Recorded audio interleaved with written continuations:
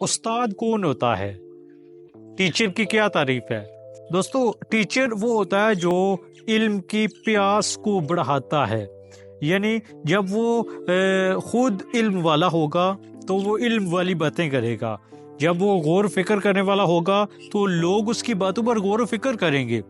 پیاس سے مراد یہ ہے کہ جب انسان کوئی بڑی بات کرتا ہے تو لوگ سوچ میں پڑ جاتے ہیں، اور سوچ میں پڑنے کے بعد جب وہ ریسرچ کرتے ہیں، جب اس کے متعلق معلومات اکٹھی کرتے ہیں، تو وہی ان کی پیاس ہوتی ہے جو علم کی ہوتی ہے۔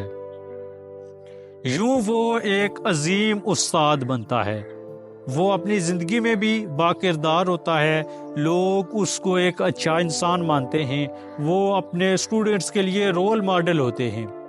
ہمارے بھی بہت سارے ایسے استاد ہیں جو ہمیں اچھی اچھی باتیں سکھا کر گئے، جنہوں نے ہمیں اخلاق سکھایا، اٹھنا بیٹھنا سکھایا۔ دوستو، استاد کی مثال ایک ٹرین کے انجن کی طرح ہے۔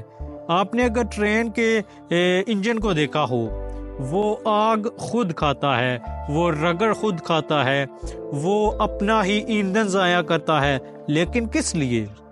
اپنے ساتھ جڑے ہوئے دوسرے ڈبوں کے لیے۔ جب وہ خود جلتا ہے، جب وہ خود رگڑ کھاتا ہے، تو اس کے ساتھ جڑے ہوئے ڈبے اس کے ساتھ چلتے ہیں، وہ ان ڈبوں کو منزل مقصود پر پہنچاتا ہے، ان کو لے کر چلتا ہے۔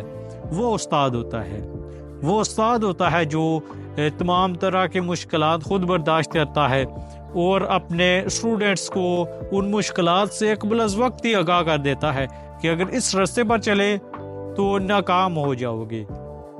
یہی ایک اچھے استاد کی، اچھے انسان کی خوبی ہوتی ہے۔